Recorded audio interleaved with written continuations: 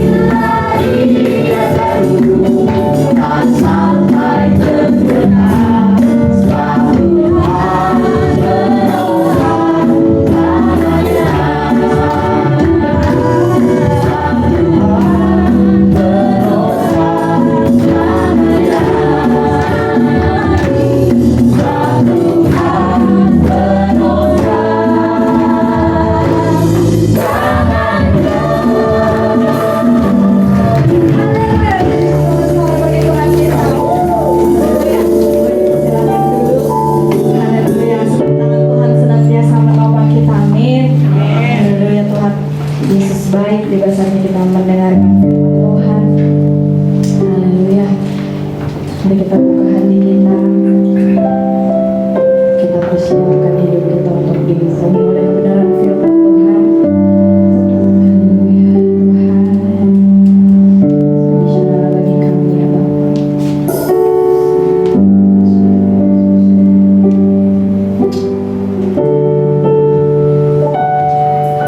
Ku siapkan hatiku Tuhan untuk dengar firman-Mu saat ini.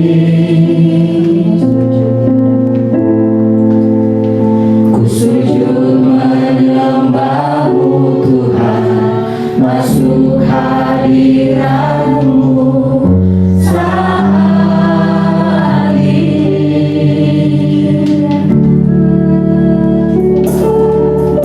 Curahkan urapan-Mu Tuhan bagi jemaat-Mu saat ini. Ku siapkan hatiku Tuhan untuk dengar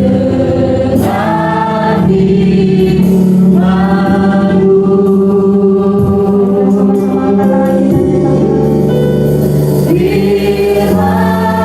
Firman-Mu Tuhan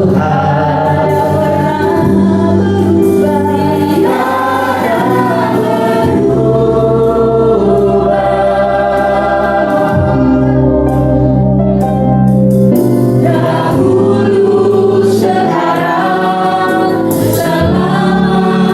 selama-lamanya tiada berubah. Firman-Mu Tuhan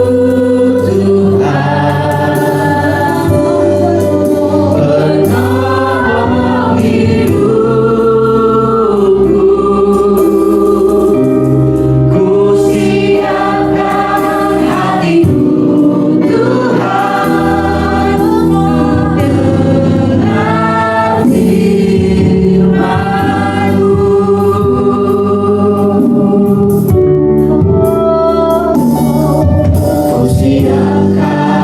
hatiku Tuhan untuk dengar firman-Mu.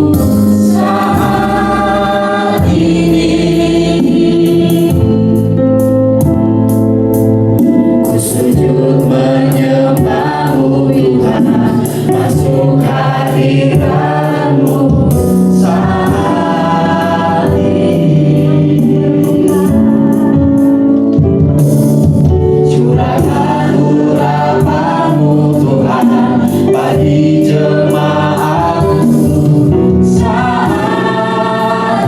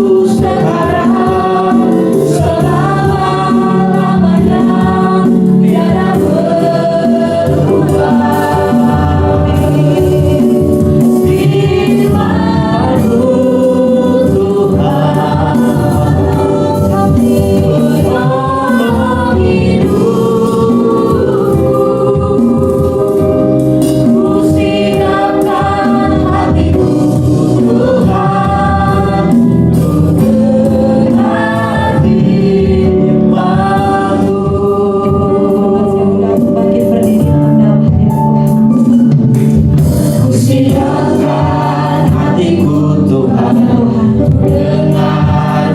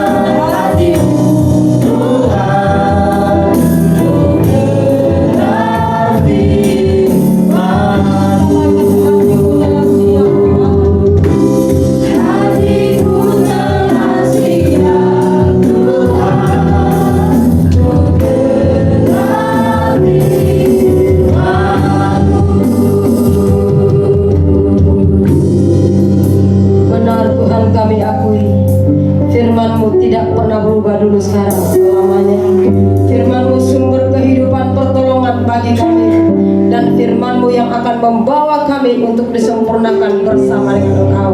Kami sudah siap terima firman Tuhan. Mari Tuhan Engkau buka hati kami, dan mari Engkau berikan firman yang sesuai dengan kebutuhan kami. Urapi hamba-Mu, berkati waktu yang ada, dan kami siap terima berkat firman Tuhan. Di dalam nama Yesus kami mengucap syukur. Yang siap diberkati katakan bersama-sama. Amin. Puji Tuhan, silakan duduk. Shalom. Shalom. Ya, saya tanya dulu, ada yang enggak yang ibadah tadi, ibadah pertama? Gak ada ya, kecuali pelayan-pelayan dan kami hamba Tuhan yang ada. Ya, berarti saya perlu perkenalkan nama saya lagi dong kalau gitu ya Pak ya. Nama saya Pendeta Maike Pradana, bersuku Toraja, punya suami 1, anaknya 6 orang, tambah anak angkat 4 orang, 10. Kurang 2 jadi murid Tuhan Yesus. Ya. Jadi pelayanan saya di Kalimantan Barat dari pedalaman Kabupaten Sanggau, Kecamatan Dayan Hilir, Dusun Joti, Desa Embras. Lengkap ya. Terus datang di tempat ini atau ke Jakarta Bandung karena mau menghadiri ada 2 hal. Yang pertama, anak saya yang keempat akan diwisuda tanggal 5 Desember. Kemudian yang sulung atau yang pertama akan merit pada tanggal 29 November di Bandung, di Gereja GBI Sukacita yang dikembalakan oleh Bapak Tarigan. Jadi itu lagi hadiran saya ada di Jakarta dan Bandung. Kemudian di sini ada salah satu anak saya, mungkin jemaat sudah pada kenal ya, tapi nggak kenal yang mana emaknya. Anak saya yang main drum, mukanya nggak mirip-mirip jauh atau beda jauh, ya, mirip, hampir mirip. Yang biasanya kalau emaknya mancung ke dalam, anaknya juga ikut. Ya, Mancung keluar. ya tapi oh mancung keluar Pak ya, puji Tuhan. Tuhan melengkapi ya. Jadi yang main drum namanya Alfian Andipati. Biasa kalau orang bilang kok Andipati biasanya nama orang Ambon. Tapi kalau saya dari Sulawesi, kalau yang tahu Makassar, Sulawesi Selatan, Andipati itu adalah nama bangsawan. Tapi saya bukan bangsawan. Saya bangsawannya Kristus dalam sorga. Ya. Kalau jadi bangsawan di dunia juga kalau nggak masuk sorga percuma. Jadi saya mau jadi bangsawan di sorga. Makanya saya ada di tempat ini melayani Tuhan. Ya, kemudian anak saya yang pertama laki-laki, anak kandung ya, laki-laki. Kedua, ketiga laki-laki, keempat perempuan, kelima laki-laki, keenam perempuan. Saya bangga punya Yesus yang mengaruniakan anak dalam rumah tangga kami, karena semua bisa melayani Tuhan. Saya bukan menyombongkan saudara, tapi inilah cara Tuhan memberkati dan menjawab pergumulan saya. Karena memang mendekat saya, kalau Tuhan kasih anak, saya mau anak saya bisa main musik lengkap. Ada yang WL, ada yang main musik, emaknya khotbah, bapaknya pendengar. Tuhan genapi. Makanya banyak orang yang minta saya itu jadi emaknya. Ya, jadi anak saya yang anak angkat itu ada 3 orang, yang laki-laki dan 1 perempuan. Jadi di dalam rumah tangga kami kurang perempuan. Siapa yang masih kosong, yang masih single, mau masuk mendaftar jadi perempuan di rumah tangga kami, pintu terbuka lebar. Tapi bukan mempromosikan anak ya. Saya bangga saudara, karena apa? Kalau lihat anak-anak sekarang, anak-anak rekan-rekan saya hamba Tuhan, tapi saya bersyukur anak gembala di sini, anak yang melayani Tuhan. Luar biasa. Ada beberapa teman saya punya anak, bapaknya gembala, anaknya preman. Disuruh pelayanan di gereja, main apapun nggak bisa. Kalau anak-anak saya, sekali lagi saya katakan, saya bukan menyombongkan, tapi inilah jerih payah, lutut, doa, air mata seorang ibu dan ayah. Dimana anak-anak saya dari yang tertua, kalau yang tua semua musik bisa. Dia punya sertifikat musik keyboard, ya, dia ambil di COP Bandung dulu. Ya, terus yang kedua juga bisa, yang dulu di sini mungkin kenal juga, namanya Freddy. Ya, orangnya tinggi besar, hitam, tidak lari, tidak hilang dari NTT-nya. Kemudian yang ketiga yaitu Alfian. Yang keempat dikasih Tuhan karunia talenta, WL juga mungkin musik tidak terlalu, tapi dia bisa menyelesaikan musik dengan suaranya. Itu waktu masuk kuliah di Bandung di ITHB, baru semester 2 sudah dibawa pelayanan di Bogor kalau nggak salah. Itu WL untuk seluruh pemuda Jawa Barat. Jadi memang Tuhan itu selalu memperhitungkan jerih payah kita. Saya cerita sama Ibu Sinaga, anak saya dulu kecil-kecil, boleh tanya sama Pian langsung aja deh, biar nanti maknya nggak dibilangin bohong. Masih kecil-kecil, malam-malam setiap hari Rabu malam saya antarin ke gereja jalan kaki. Jalannya nggak aspal, aspalnya kuning. Kalau diinjak bisa pencak sana pencak sini. Itu saya tungguin karena sampai jam 10 malam, dari jam 5 sore latihan musik. Yang tadinya nggak bisa, dipaksakan diantar ditungguin sampai bisa. Dan anak saya cewek juga, dua-duanya bisa main tamboring. Akhirnya sampai hari ini menjadi kebanggaan tersendiri buat saya. Saya bilang begini, Tuhan, nggak sia-sia ya keletihan saya. Kalau saya lihat mereka tampil melayani Tuhan, saya kadang begini, Tuhan, siapakah aku ini? Sehingga Kau buat yang terbaik buat anak-anak saya dan buat diri saya. Sehingga kemana-mana saya pergi, saya selalu berkata begini, saya adalah seorang ibu yang paling diberkati Tuhan. Kadang anak saya yang musik bilang gini, Mama salah, diberkati Tuhan, mobil kagak punya, sepeda motor juga yang orang Kalimantan bilang sepeda motor combat, tapi bilangnya paling diberkati. Tidak semua orang bersaudara bisa punya talenta, tapi anak saya diberi Tuhan talenta, dan itu juga risikonya berat. Saya sering tantang mereka, kalau kamu melayani Tuhan, melayani sungguh-sungguh. Tidak semua orang bisa punya talenta. Kalau kau diberi talenta oleh Tuhan, itu hasil lutut doa dan air mata emak dan bapak. Sebab itu gunakan talenta untuk melayani Tuhan.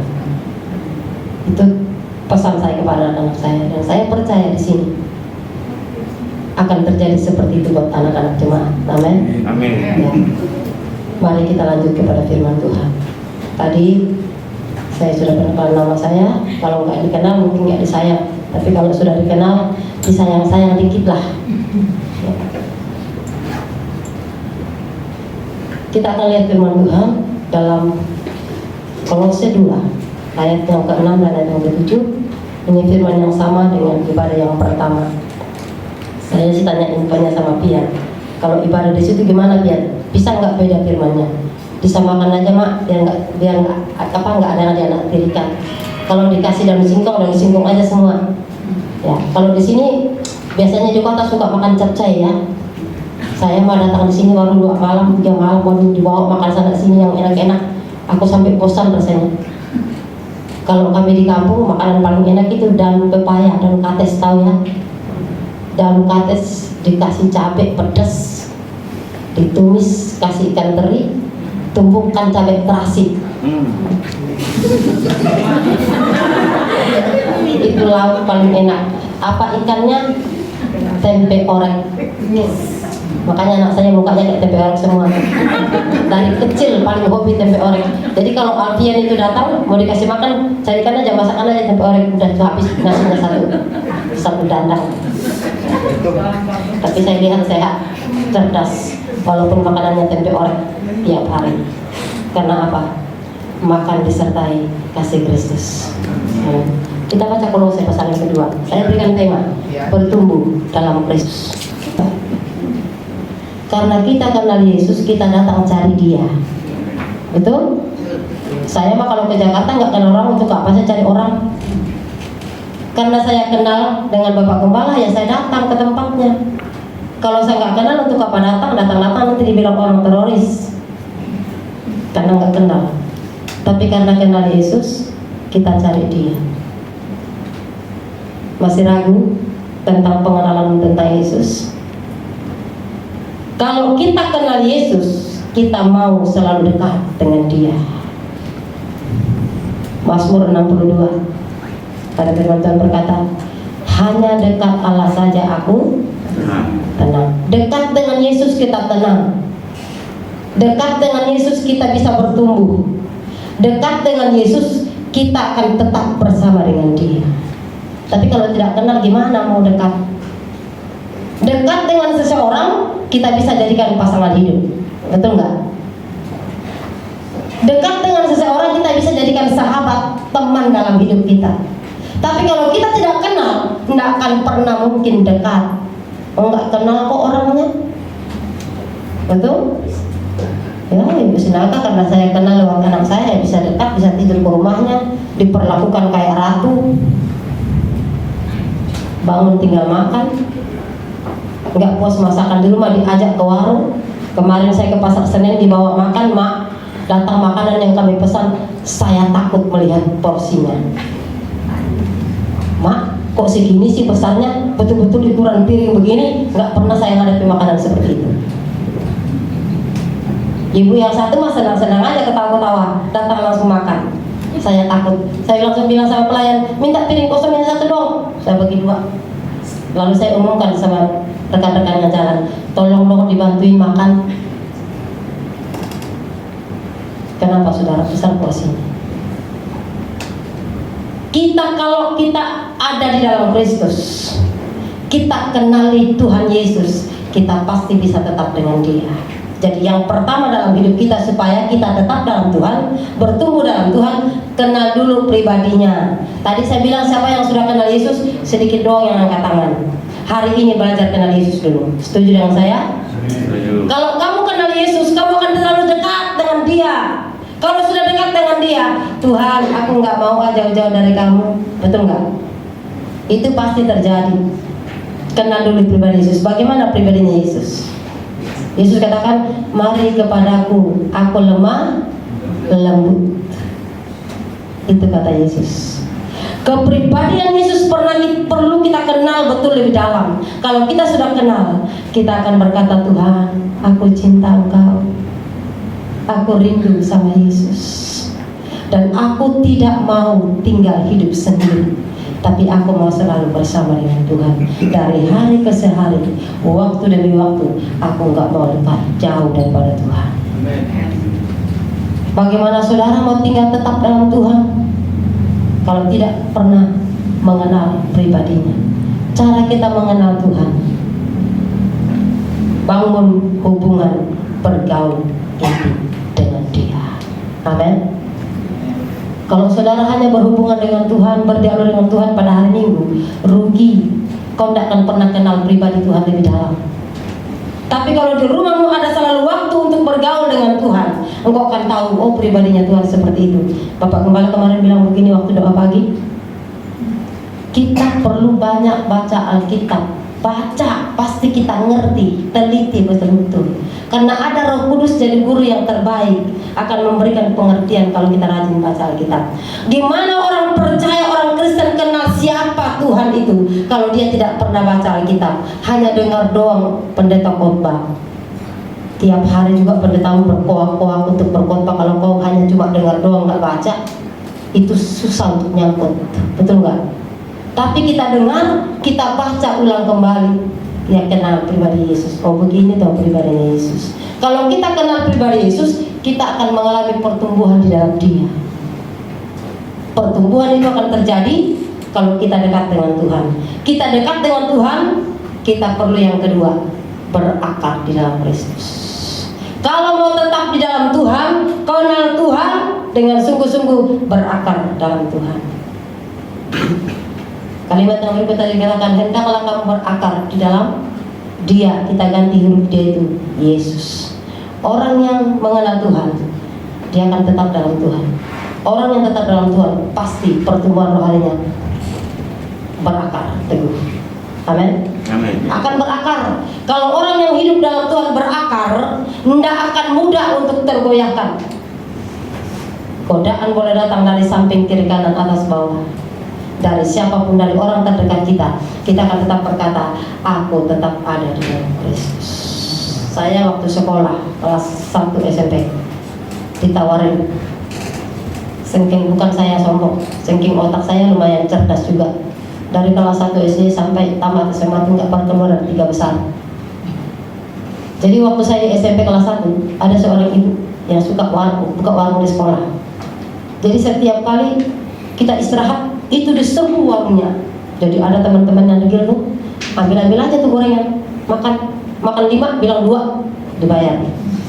Sekali saya kasihan orang tua itu sudah tua, saya bilang maknya, namanya maknya, saya bantuin aja ke warungnya ya, karena sering saya lihat teman-teman seperti itu. Begitu mereka belanja saya ngintip, yang ambil 3 dia bayar, dibilang saya bayar. Waktu itu baru 5 rupiah satu gorengan, zaman saya SD, dibayarnya 1.000 rupiah. Saya bilang, kamu tadi nggak makan 3 loh. Enggak loh, saya bilang, saya lihat kamu. Akhirnya dari situ ibu itu tanam kepercayaan. Setiap kali orang istirahat, saya lari dulu ke warungnya, saya bantuin jaga warungnya. Belajar dong jujur, saya bilang, nanti kamu makan perut kamu bengkak loh. Itu makan barang curian. Akhirnya lama-lama sudah dikasih Tuhan, dia tanam kepercayaan sama saya. Dan waktu itu dia bilang gini ada deh nak, saya angkat kamu anak aja deh. Dia kan orang seberang. Nanti saya kasih ini dijanjikan harta. Tapi memang dalam hidup saya Tuhan sudah punya rencana, aku akan jadikan kau hambaku. Waktu itu ada teman saya, anak tentara juga, namanya Rini. Dia bilang gini, katanya, masa kamu sih nggak mau diangkat anak jadi orang kaya tuh? Anaknya orang tua itu cuma 1 doang. Itu punya rumah banyak loh, maunya mobilnya ada, gini. Nanti kan untuk kamu semua. Mau aja deh masuk Islam, KTP-nya doang kok, hatimu enggak Islam. Saya bilang enggak, saya sampai mati pun saya tidak akan menjual Tuhan Yesus. Padahal waktu itu saya ke gereja aja boleh dihitung. Kristen napas, Natal, Paskah, baru injak gereja. Jadi Kristen saya napas tuh, walaupun dari kandungan itu jadi orang Kristen. Kalau Natal ramai-ramai ke gereja, kan ada makanan tuh. Natal juga begitu, ramai-ramai, potong babon, sunyuk kata di sini, makan. Tapi kalau hari lain nggak pernah muncul di gereja. Tapi saya heran, waktu ditawarin keindahan dunia untuk hidup nyaman, kok saya nggak mau. Padahal apa sih susahnya? Oke lah saya jadi Islam, yang penting hidup nyaman. Orang yang jadi Kristen juga nggak berakar. Tetapi di situ saya bisa renungkan hari ini bahwa kalau Tuhan punya rencana dalam hidup kita, Dia akan menuntun kita sampai kita melihat dan kenal Dia, siapa Yesus sebenarnya. Itu saya alami. Saya pertahankan, nggak mau maknya, saya bantuin aja maknya udah jualan tiap hari. Dikasih makan gratis sudah lumayan. Saya bilang gitu. Lama, bayangin dari kelas 1 SMP sampai kelas 3 sampai SMA, kan SMA saya berdekatan dengan SMP saya. Saya akan menjadikan kamu anak, saya kasih ini. Tinggal kamu rubah aja status kamu bahwa kamu orang Islam.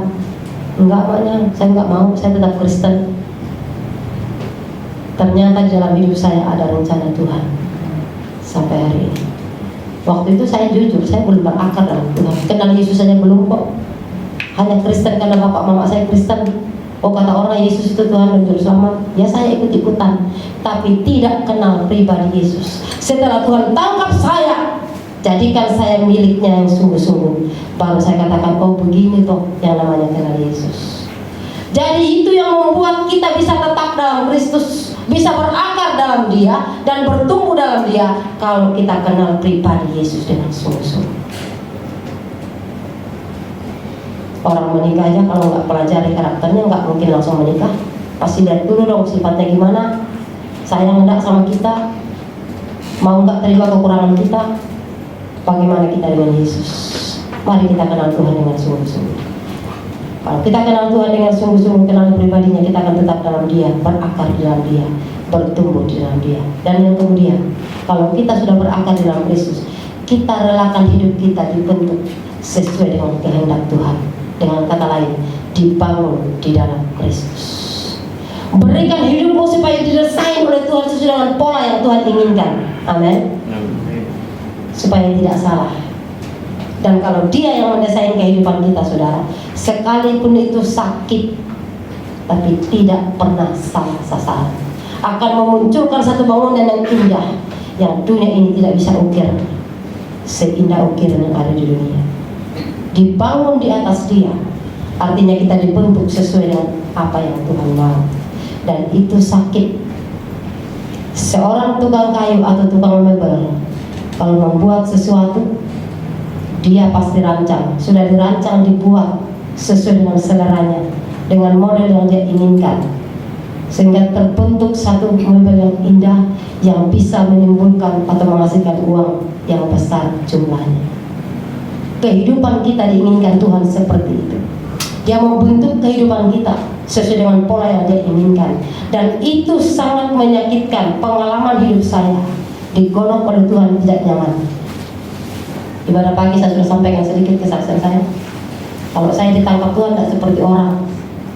Tantangan yang saya hadapi, yang pertama waktu Tuhan tangkap saya jadi orang yang betul-betul mau kenal Yesus, bertumbuh dalam Yesus, percaya dan berakar dalam Yesus, itu dengan satu penyakit. Penyakit saya itu lidah ini keluar sampai ke leher. Tapi nggak tahu penyakitnya, dibawa ke rumah sakit Katolik di daerah Makassar, Stelmaris. Masuk ke situ 7 hari, di ronsen berapa kali, nggak tahu penyakitnya apa. Tapi lidah ini sudah terulur keluar. Bapak saya itu Kristen loh, mama saya itu Kristen. Karena sudah putus asa di rumah sakit nggak ada hasilnya, dikeluarkan dari rumah sakit. Keluar dari rumah sakit, bawa berobat. Ada 17 dukun yang dukuni saya. Tidak ada satupun yang sanggup memasukkan atau memulihkan kembali lidah saya yang tercurur keluar. Akhirnya masuk lagi rumah sakit. Saya hitung-hitung 2 kali masuk ke rumah sakit itu kurang lebih 14 hari. Tapi hari yang ke-13 Tuhan perlihatkan mujizatnya sama saya. Mau dikirim ke Singapura. Akhirnya bikin surat pernyataan, dikirim supaya bisa dioperasi, masukkan balik lidahnya. Jadi bapak saya itu sudah ngancang-ngancang, karena harta orang Toraja itu yang paling berharga kerbau. Mau jual kerbau ini berapa puluh ekor, jual tanah untuk bisa biaya operasi. Akhirnya saudara, malamnya rencananya Senin akan berangkat. Malam itu hari Sabtu, dari Jumat malam Sabtu, saya dipulangkan ke rumah dengan rujukan dari dokter bahwa hari Senin harus terbang ke Singapura. Begitu malamnya saya tidur di atas ranjang besi, dulu ranjang besi. Di dalam kelambu ada seorang laki-laki yang datang dengan muka yang ganteng yang saya tidak pernah temui di dunia ini. Dia lipat tangan dan dia bilang, "Kamu lihat saya." Waktu saya lihat, saya nggak bisa ngomong. Mereng ke kiri ke kanan aja nggak bisa. Karena apa? Kalau bergeser sedikit, itu sakitnya luar biasa. Rasa nyawa tuh mau tercabut. Dan waktu itu saya lihat dia. Lalu saya melihat dari kepalanya itu darah mengalir. Dia angkat tangan, "Kamu lihat, kamu pernah nggak dengar cerita ini?" Saya teringat sekolah minggu, Yesus disalib, tangannya dipaku. Waktu dikatakan, "Hari ini juga darah ini yang akan menyembuhkan kamu. Tapi kamu hidup, kamu harus ikut saya." Saya nggak tahu tuh ikut Tuhan itu gimana.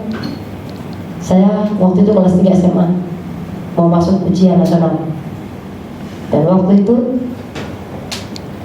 setelah dia perlihatkan, saya tutup mata, saya menangis, tidak bisa bersuara. Dia rapat mata saya rasakan itu rasa dingin sejuk. Dia buka mata saya, lihatlah saya. Sampai 3 kali dia berbicara, "Kamu lihat tangan ini." Dan yang ketiga kali dia berkata, "Akulah Yesus, ikut aku." Dari situ saya lihat lidah saya mulai masuk pelan-pelan. Dan dia katakan, "Bangun." Saya bangun dari tempat itu, di ruangan tamu itu. Dia selama polisi, teman-teman saya nungguin. Karena teman-teman datang kalau mau berangkat dioperasi nanti hidup atau mati. Akhirnya dengan kakak saya mereka melihat saya jalan, mereka nggak tahu. Yang tadinya sudah nggak bisa bangun 2 minggu, nggak bisa bergerak. Saya bangun, saya ikuti dia. Dia berpakaian putih, dia ikut saya. Dia ikut, dia bawa satu gereja. Gereja itu gereja GPSI. Pendetanya orang Manado. Waktu itu saya bukan karismatik. Kayak Kristen orang tua saya itu sama dengan HKBP. Kalau ibadah tuh nggak ada bunyi-bunyi, senyap. Apalagi mau bilang haleluya, itu pantang buat mereka. Dan saya pergi ke satu gereja, gedor pintu. Waktu saya gedor pintu, pendeta sama mamanya itu lagi doa. Saya masuk, lalu dia tanya, pendeta itu namanya Pak Diki Pinontoan. Dia bilang, kamu mau apa nak? Bukan saya yang bicara, tapi suara saya yang kedengaran. Saya mau didoakan. Tanpa banyak bicara langsung dia doakan, dia tumpangkan tangan. Dia sudah saya berlutut, dia tumpangkan tangan saya. Waktu dia tumpangkan tangan sama saya dingin bersemua badan saya. Lalu setelah didoakan saya pamit pulang. Saya ikuti orang yang berpakaian putih tadi. Sampai di simpang, kalau di Tenggarong itu ada namanya Gunung Pendidik. Arah bujur atau lurus itu asrama polisi, arah ke kanan itu masuk ke kampung namanya Gunung Pendidik. Arah ke kiri saya lagi itu ada simpang 3, itu jalan ke sekolah saya. Saya masuk, dia berdiri di simpang dan dia bilang, kamu masuk ke rumah, orang semua lihat kamu, tapi kamu jangan ngomong. Saya pikir saya jalan ke depan, dia ikut di belakang. Waktu saya jalan mau masuk ke rumah, saya noleh, dia sudah nggak ada. Waktu saya masuk, saya duduk di situ, keluar dari badan saya itu seperti bulu kambing. Dan di situ kembali normal seperti semula. Kakak saya teriak setengah mati, apa yang terjadi? Dan waktu itu saya katakan, saya sudah sembuh. Siapa yang menyembuhkan kamu? Ada orang tadi seperti laki-laki tinggi besar, masih muda. Dia bilang, aku Yesus. Aku lihat tangannya menetes dengan darah. Kakak saya kaget. Itu cara Tuhan menangkap saya. Enak kata orang, tapi rasakan sakitnya, itu sakitnya luar biasa. Dan setelah Tuhan tangkap hidup saya, masuk sekolah Alkitab, bapak saya mau bunuh saya. Jadi mau berakar dan tetap dekat dengan Tuhan itu tidak nyaman. Setuju dengan saya? Ada banyak orang Kristen yang hidup pada akhir zaman nggak sanggup terima proses seperti ini. Makanya kalau pendetanya khotbah keras, bye-bye pendeta, aku cari gereja lain. Betul? Itu banyak begitu. Kenapa? Enggak mau hidup berakar dalam Kristus. Kenapa tidak bisa berakar? Karena dia belum kenal benar siapa Yesus dalam hidupnya. Maka di dalam kekristenan kita perlu kenal pribadi Yesus lebih dalam, supaya kita tidak mudah tergoyahkan, tidak mudah digeser. Kolose 1:23, kita perlu bertahan di dalam setiap kehidupan kita. Dan kita mau dibentuk seperti bangunan yang dibangun lewat pola hidupnya Yesus. Amin. Kalau kita dibentuk seperti itu enak. Memang kalau kita bikin bangunan itu bukan nyaman. Seperti tadi saya katakan mebel, itu biasanya beli kayunya digesek. Coba kalau kita jadi kayu, diolah jadi mebel yang indah, sakit, betul nggak? Kita nggak sanggup lah digesek pakai gergaji. Tuhan biasa gesek kita itu, bigis kita dengan firman-Nya. Maka nggak salah kalau dia bilang firman itu seperti pedang bermata dua. Diayunkan ke belakang, kena dulu pokok-pokoknya, baru kena jemaatnya. Jadi kalau gembala khotbah keras, jangan bilang, oh saya disinggung. Sebelum dia khotbahkan, dia dulu yang ditempa. Karena setiap orang ayunkan pedang pasti ke belakang dulu baru ke depan, betul nggak? Kalau kita ayunkan ke depan nggak kuat, nggak mempan tuh pedangnya. Tapi kalau kita ayunkan ke belakang baru ke depan, itu pasti menghasilkan hasil yang terbaik. Maka kadang-kadang kalau saya khotbah, anak saya yang bungsu yang protes, mama khotbahnya keras. Ya mama sudah dibentuk juga dengan keras. Akhir zaman kita perlu makan makanan yang keras, bukan makan bubur lagi. Karena kita dipersiapkan untuk duduk bersanding dengan Kristus, sang pengantin sorga. Kita sudah ditunangkan dengan Kristus. Amin. Gimana mau duduk di pelaminan kalau nggak pernah dewasa? Kidung Agung pasal 8 kalau nggak salah tuh. Kita punya anak perempuan tapi belum akil balik. Kita hendak apakan dia kalau ada yang datang bertanya akan dia? Akil balik di situ artinya dewasa. Makanya kita perlu dibentuk sesuai dengan polanya Kristus supaya kita dewasa dalam Tuhan dan kita akan berakar. Kalau kita berakar, apapun yang terjadi kita akan tidak pernah meninggalkan Tuhan. Tuhan persiapkan hidup kita untuk kita bisa disempurnakan.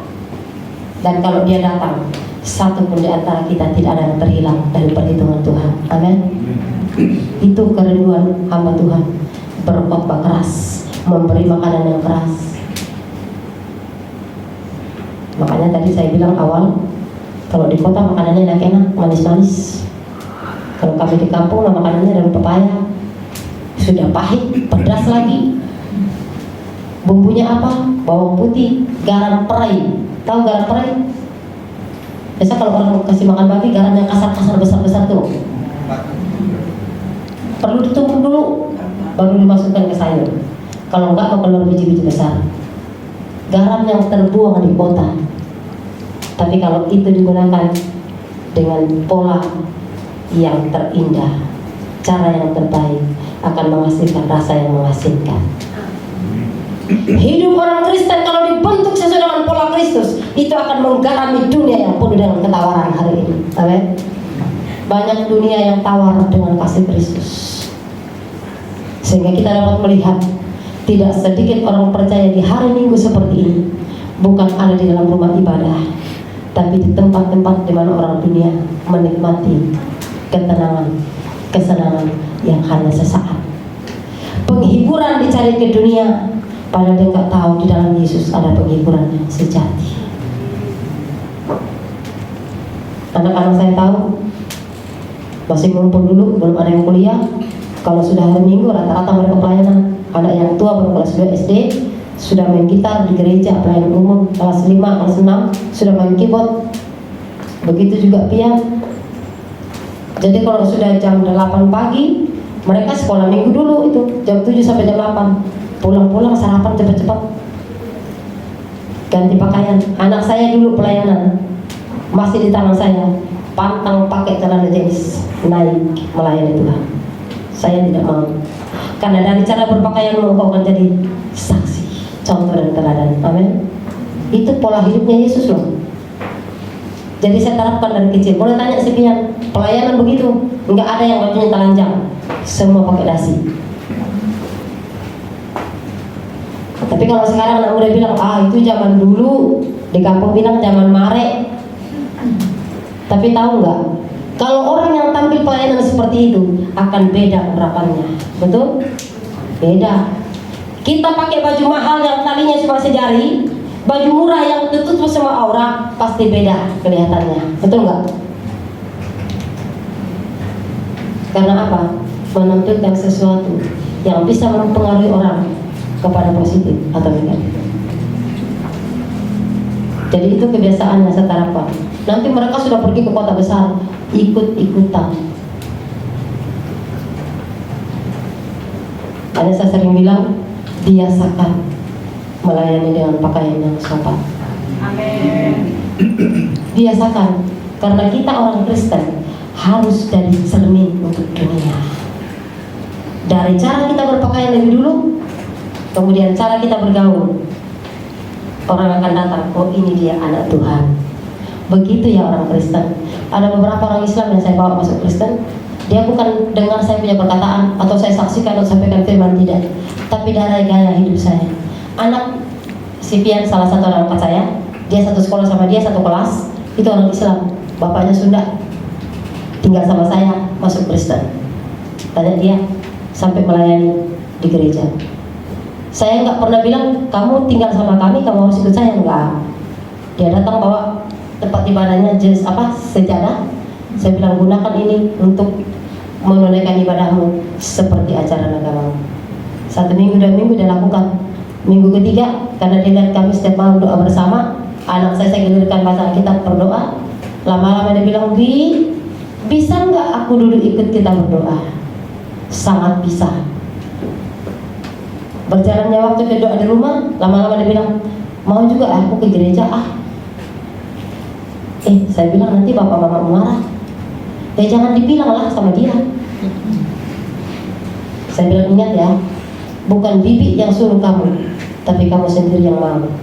Itu kamu pertanggungjawabkan. Iya. Akhirnya saudara tamat dari SMA, pergi ke tempat orang tuanya.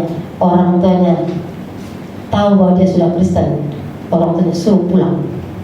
Pulang aja kamu ke Kalimantan.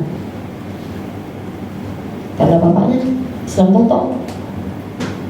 Saya tidak pernah bilang kamu harus ikut kami, kamu harus seperti Yesus, enggak. Boleh tanya si Pian. Hanya dengan berjalannya waktu itu kita lakukan. Di situ dia bisa mengikuti. Jadi di dalam kehidupan kita, kalau pola hidup kita sudah dibentuk sesuai dengan pola Kristus, kita pasti menjadi penurut firman Tuhan. Amin.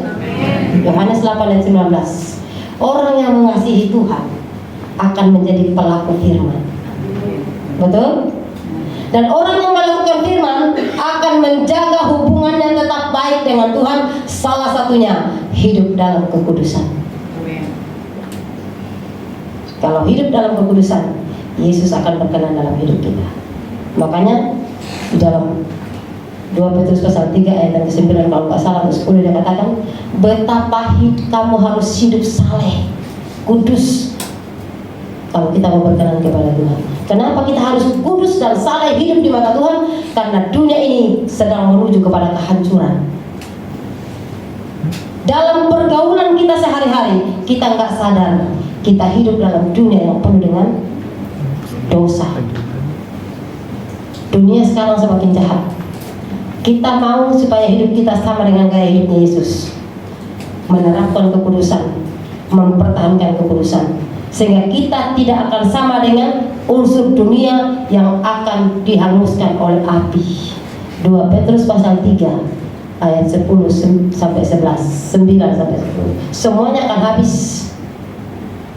Tapi kalau orang yang hidup dalam kesalehan, itu akan tetap dipelihara Tuhan sampai dia datang menjemput kembali kepada dia. Dan orang yang berakar dalam Tuhan saja yang bisa mempertahankan kekudusannya. Amin. Tapi kalau orang itu tergoyahkan, mudah terpengaruh dengan hal dunia, siapa bilang bisa mempertahankan kekudusan? Itu bohong. Jangan mendustai diri kita sendiri. Tapi kalau kita berakar dalam Tuhan, tawaran dunia yang manis datang, kita akan tetap berkata, aku tetap hidup bersama dengan Kristus, dan kita tetap kudus. Tidak sedikit orang Kristen menganggap remeh kekudusannya, bahkan menganggap sampah panggilan Tuhan dalam hidup, sehingga pergaulannya tidak sama dengan gaya hidup yang ada dalam Kristus. Kita boleh bergaul kepada semua orang, tapi jangan kita ikut pergaulan semua orang. Bisa tangkap ya? Kita bebas bergaul kepada semua orang, dengan semua orang, tapi jangan kita ikut pergaulan semua orang. Serempak hampir sama, tapi kalau kita pelajari bagus-bagus, itu berbeda. Saya terapkan sama anak saya, kamu boleh bergaul sama semua orang. Sebab kalau kita nggak bawa diri kita bergaul sama orang, nggak bisa jadi saksi, betul? Nggak bisa jadi terang. Bergaul kepada semua orang, tapi jangan ikut pergaulan semua orang.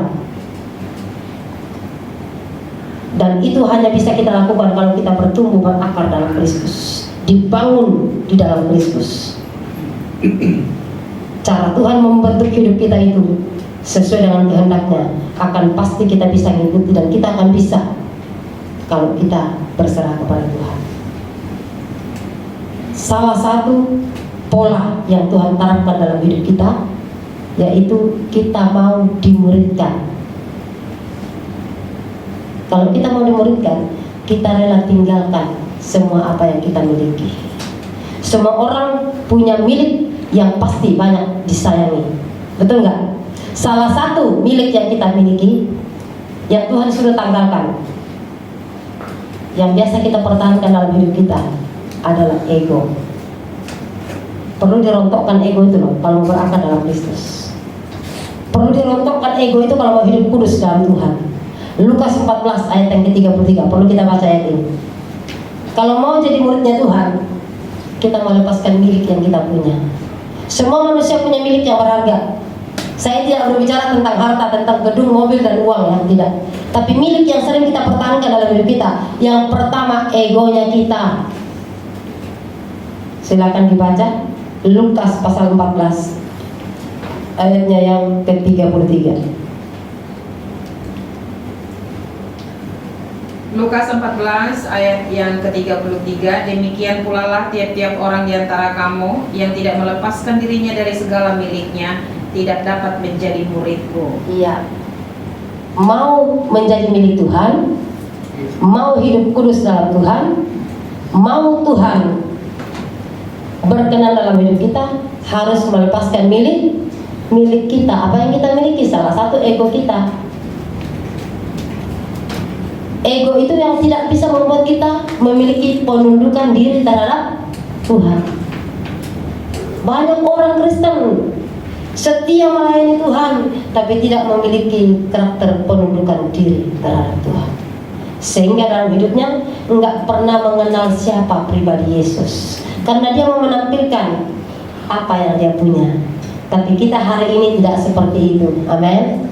Kita mau berkata, Tuhan, aku semakin di belakang, Yesus semakin terdepan dalam hidupku. Amin. Sehingga dia datang pada kali yang kedua, dia akan berkata, marilah kepadaku, kamu yang aku berkenan. Dia tidak akan berkata, enyah daripadaku pembuat kejahatan. Alkitab jelas mengatakan dalam Injil Matius, ada orang yang datang, Tuhan, Tuhan, bukankah aku ini yang melakukan mujizat? Betul nggak? Memberitakan Injil, bukankah aku ini pendeta besar? Tapi Tuhan bilang, enyah daripadaku, hai kamu pembuat kejahatan. Kenapa bisa terjadi seperti itu? Karena orang itu tidak dibentuk sesuai dengan gaya hidupnya Kristus, tidak dibentuk sesuai dengan pola yang Tuhan inginkan, dan tidak pernah menjaga kekudusan dalam dia mengiring Tuhan. Kenapa? Karena tidak berakar dalam Tuhan. Kenapa tidak berakar? Ya karena nggak kenal Tuhan sungguh-sungguh sih. Kenalnya di kulit-kulit doang. Perlu pengenalan kita lebih dalam kepada Kristus. Dan kita perlu harus mengikuti gaya hidupnya Kristus. Tadi saya sampaikan pada yang pagi, ada dua gaya Yesus yang perlu kita ikuti dalam hidup kita. Orang yang tetap tinggal dalam Tuhan, berakar, bertumbuh, dan punya iman yang teguh dalam Kristus, otomatis dia akan bergaya hidup sama seperti Yesus. Gaya hidupnya Yesus adalah gaya yang mengasihi tanpa memandang muka. Amin. Gaya yang suka memberi. Jangankan berkat jasmani, nyawanya sudah dia berikan bagi kita. 1 Yohanes 2 ayat yang ke-6. Seberapa orang yang mengaku bahwa dirinya ada dalam Kristus, harus hidup sama seperti Kristus. Kalau mau sempurna, berkenan kepada Tuhan, kalau mau mendapatkan kenyataan hidup yang kekal, itu harus kita lakukan. Harus hidup sama seperti Kristus, sehingga tergenapi Amsal 8 ayat yang ke-35, bahwa Tuhan akan memberikan kita hidup dan dia berkenan akan hidup kita. Dan yang kedua, gaya hidup Yesus adalah kasih. Dia mengasihi dengan luar biasa.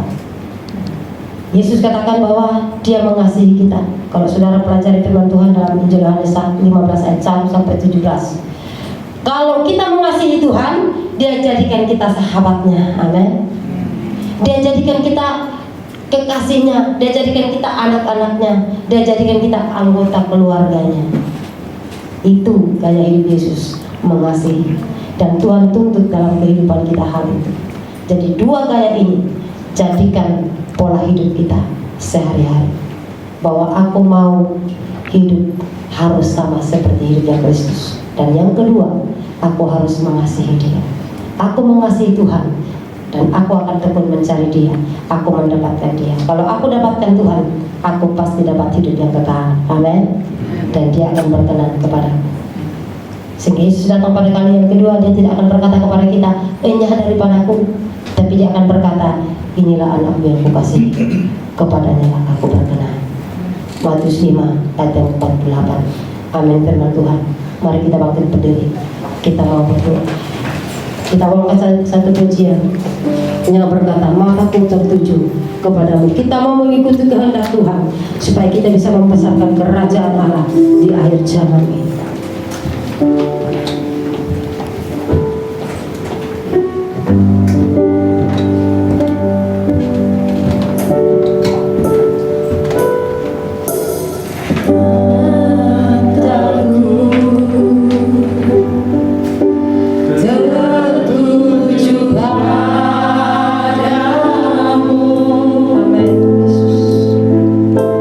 Segera hidupku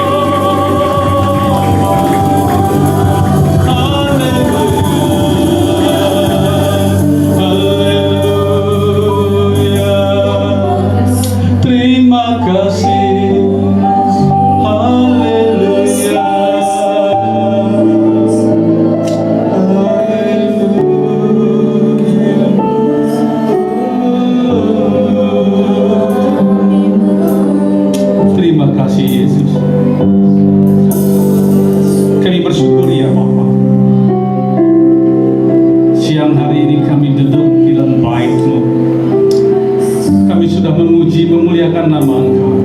Dan terlebih Tuhan memberikan sesuatu yang luar biasa setiap hari. Kau mengajar kami, Kau menyadarkan kami, Kau membawa kami dalam kebenaran sebagaimana firman-Mu mengatakan demikian. Saat ini biarlah kami dibentuk kembali agar kami mengetahui di mana kami harus berada, di mana kami harus berdiri, yaitu di dalam akar yang teguh, Engkau sendiri Yesus Kristus. Terima kasih Tuhan Yesus, firman-Mu mengingatkan kembali. Biarlah kami semua Tuhan berkomitmen untuk tetap terus berjalan di dalam Engkau, apapun yang terjadi dalam hidup kami, karena kami percaya Engkaulah Raja kami, Engkaulah Tuhan kami, Engkaulah penyelamat kami sampai selama-lamanya. Terima kasih Tuhan Yesus, Kau sudah mengirim hamba-Mu bagi kami. Terima kasih, inilah yang terbaik yang kami dengar untuk siang hari. Melalui mulut hamba-Mu, firman-Mu boleh disampaikan. Oleh karena itu ya Bapa, berkati hamba-Mu, berkati dengan limpah.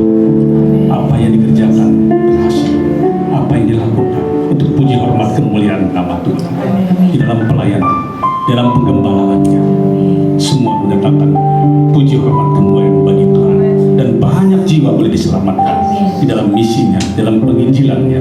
Banyak jiwa boleh datang dibawa kepadamu ya Bapa. Dan Kau memberkati kesehatan, kekuatan di dalam diri, berikut juga dengan keluarga, anak-anak yang Tuhan sudah percayakan, baik anak kandung maupun anak yang Tuhan berikan kepadanya. Tuhan berkati. Terlebih rencana tanggal 29 anak Raymond yang akan melakukan pernikahan, Tuhan berkati. Semua yang sudah disiapkan, semua yang sudah direncanakan, semua berjalan sesuai dengan rencana Allah yang terjadi di dalam perkawinan tersebut. Dan juga Ananda yang kecil yang akan diwisuda, semua juga berjalan dengan baik. Inilah kasih anugerah Tuhan yang dicurahkan, yang diberikan kepada hamba-Mu Ibu Pendeta Mega. Terima kasih Tuhan atas semuanya. Oleh karena itu kami bersyukur atas semua ini. Firman yang disampaikan kami sambut di dalam nama Tuhan Yesus Kristus. Haleluya. Amin. Amin. Boleh bersilakan duduk. Terima kasih untuk Ibu Mega yang sudah menyampaikan kebenaran firman Tuhan. Kiranya Tuhan Yesus memberkati baik dalam pekerjaan, pelayanan, serta keluarganya. Amin. Oke, tiba saatnya kita akan melihat info sepekan GBI Growth Grand Duta. Sama-sama kita katakan dengan iman. Bertumbuh tiada henti, berbuah terus menerus. Amin. Oke, untuk informasi yang pertama, ya, sementara WBI Wanita Betel Indonesia ditiadakan karena kondisi yang masih belum memungkinkan. Next. Ya, hari Sabtu pada tanggal 28 November jam 6 pagi sampai dengan selesai ada doa fajar di tempat ini untuk setiap jemaat yang dikasihi Tuhan. Boleh hadir pada hari Sabtu dan juga sebentar. Oke, bagi yang melayani hari Minggu, ya, hari Sabtu wajib untuk mengikuti doa fajar. Ya, pelayan Tuhan semua siap? Amin. Amin. Haleluya. Ya, next. Ya, di hari yang sama jam 7 malam sampai dengan selesai ada gym ibadah Growth Youth Ministry di tempat ini. Untuk anak-anak muda boleh hadir hari Sabtu nanti jam 7 malam. Worship leader kepada Ruth, singer Jessica, doa kolekte Roy Aritonang, doa syafaat Nurima, dan yang akan melayani firman Tuhan adalah Ko Aseng. Oke, next. Ya, untuk ibadah raya pertama pada hari Minggu tanggal 29 jam 9 pagi sampai dengan selesai. Pelayan Tuhan gue dipersiapkan, worship leader saudara Aseng, singer saudara Aritonang dan saudari Niar, doa syafaat Bapak Rudi, pemusiknya tim, dan yang akan melayani firman Tuhan adalah Bapak Gembala.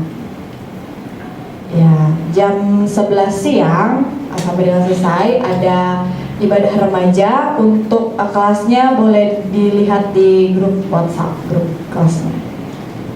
Oke, ibadah raya kedua jam 11 pagi sampai dengan selesai dengan tim yang sama kecuali doa syafaat yaitu Bapak Edi. Ya, pada tanggal 29 hari Minggu jam 3 sore sampai dengan selesai ada ibadah anak sekolah minggu. Ya, ibadahnya online via Zoom, dan juga pada tanggal 6 Desember jam 4 sore di tempat ini anak sekolah minggu akan merayakan Natal. Ya, untuk jemaat di tempat ini, bagi yang memiliki anak masih kecil, mungkin saudara atau tetangga keponakan boleh diajak untuk merayakan Natal sekolah minggu di tempat ini.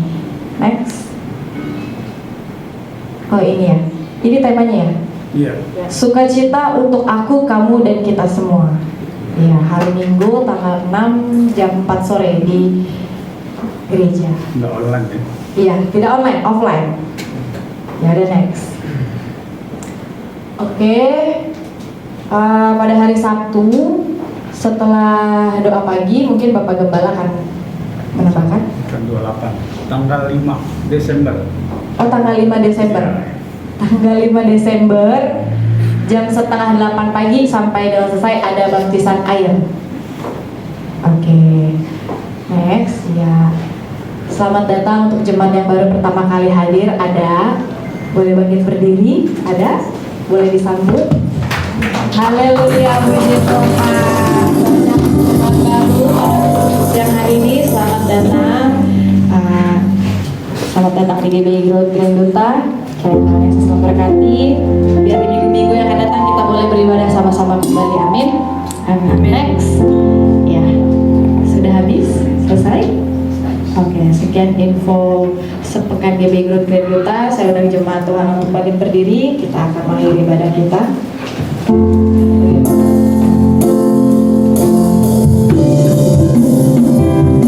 Pagi masa ini kami berdiri dan membawa doa kami kepada Tuhan.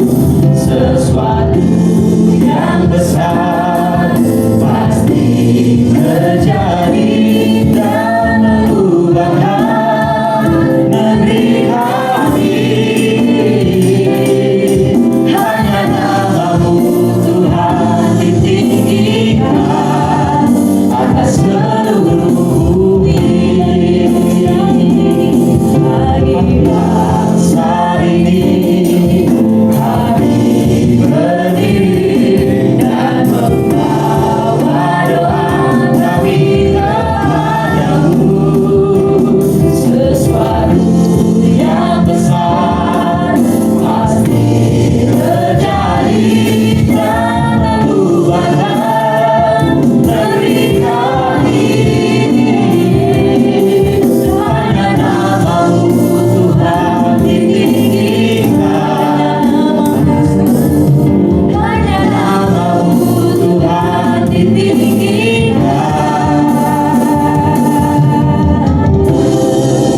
Atas seluruh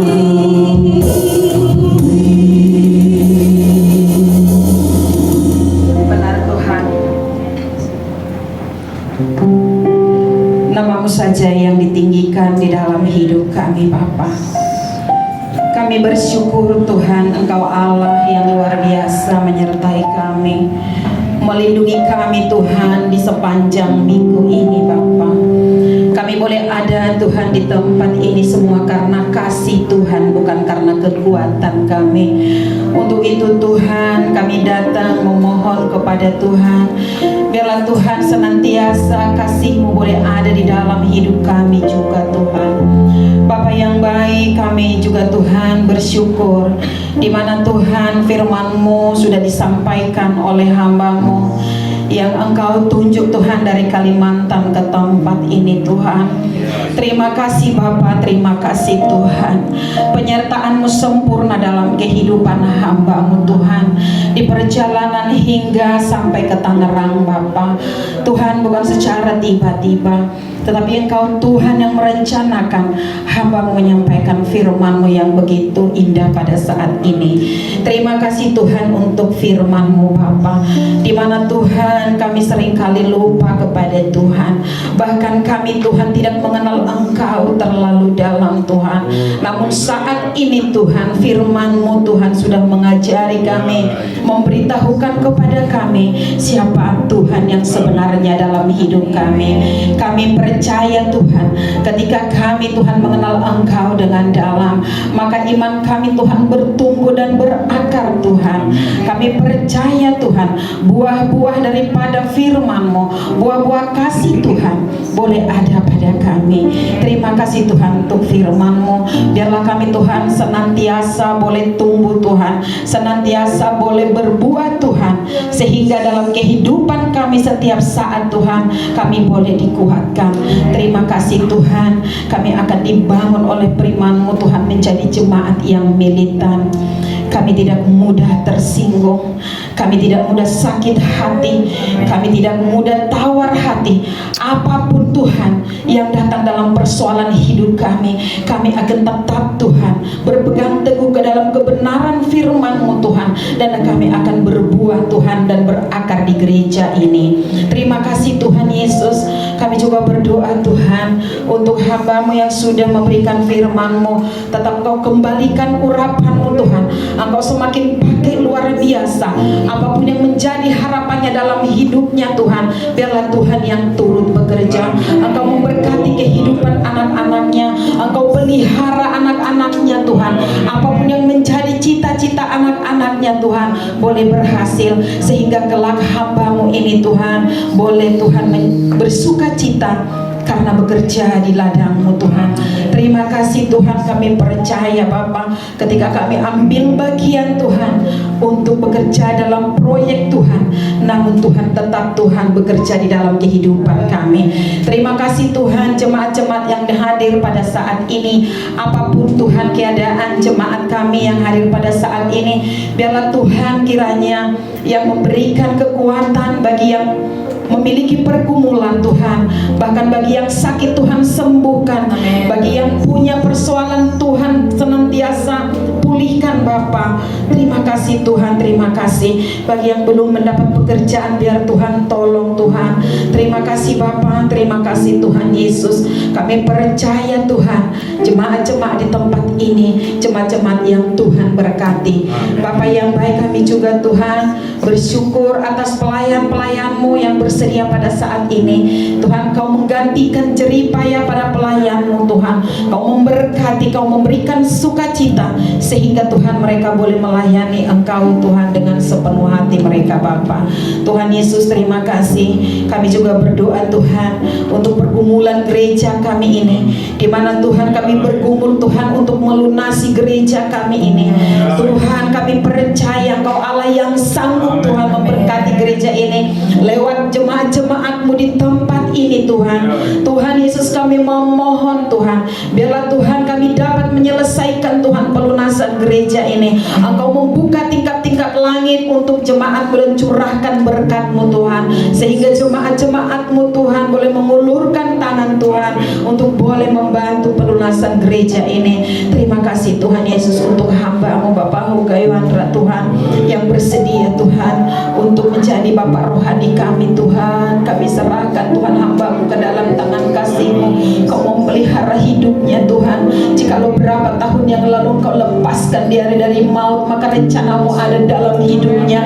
Apapun Tuhan yang direncanakan Tuhan di gereja ini Tuhan, sebelum hamba-Mu menutup mata, maka semua akan terjadi dengan baik Tuhan. Terima kasih Tuhan Yesus, terima kasih Bapa. Engkau kuatkan hamba-Mu di tempat ini, Engkau sempurnakan kesehatannya Bapa. Berkati juga anak-anaknya Tuhan. Berkati Bu yang sebagai Ibu Gembala kami di tempat ini, menopang penggembalaan di tempat ini Tuhan, menopang hamba-Mu di tempat ini Tuhan, menjadi ibu bagi jemaat-Mu Tuhan. Terima kasih Tuhan, Kau memberkati kesehatan hamba-Mu Bapa. Tuhan Yesus, kami juga berdoa Tuhan untuk bangsa dan negara kami ini Bapa, di mana Tuhan bangsa kami ini Tuhan krisis politik, krisis kesehatan Tuhan. Bapa yang baik, segala yang mengacaukan dalam bangsa ini Tuhan, kami mengasihi mereka, kami lepaskan berkat Tuhan di dalam nama Yesus. Lawatan boleh ada pada negara kami ini Tuhan. Segala huru hara Tuhan Kau tenteramkan dengan baik. Bapa yang baik, kami mengasihi mereka. Kami percaya Tuhan rencana-Mu besar Tuhan dalam kehidupan organisasi ini Tuhan. Mereka akan kembali Tuhan menjadi sahabat kami Tuhan, yang melindungi dan mendukung kami di dalam nama Yesus. Tiada yang tidak mungkin bagi Tuhan. Pekerjaan-Mu ajaib Tuhan. Engkau ajaib Bapa. daripada pikiran kami, maka itu yang Kau pikirkan. Terima kasih. Anak-anak-Mu yang berdiri di bangsa ini Tuhan, Kau kuatkan.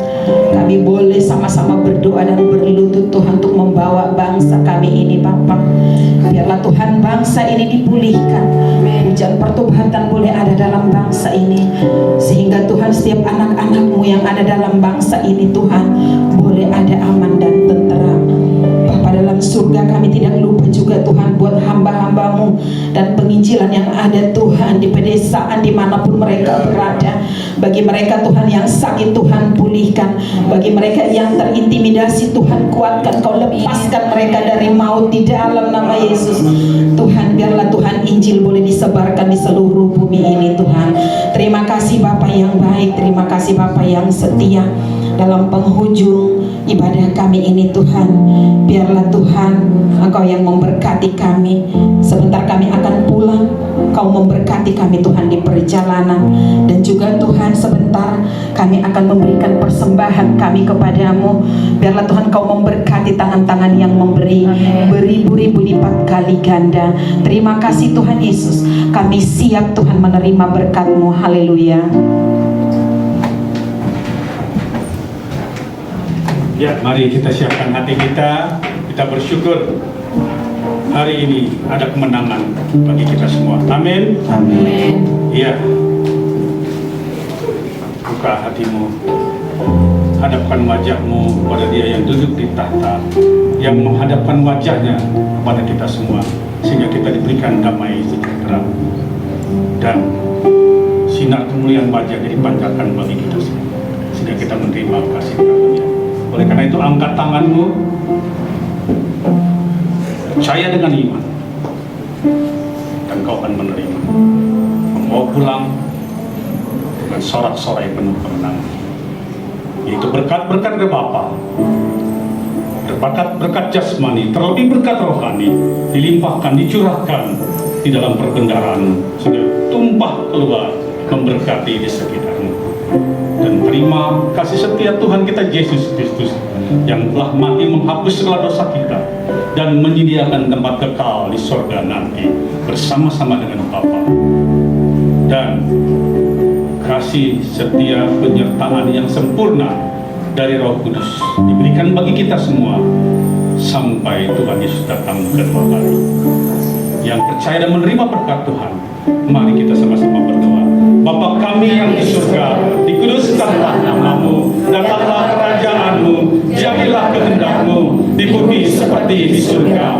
Berikanlah kami pada hari ini makanan kami yang secukupnya, dan ampunilah kami akan kesalahan kami, seperti kami juga mengampuni orang yang bersalah kepada kami. Dan janganlah membawa kami ke dalam pencobaan,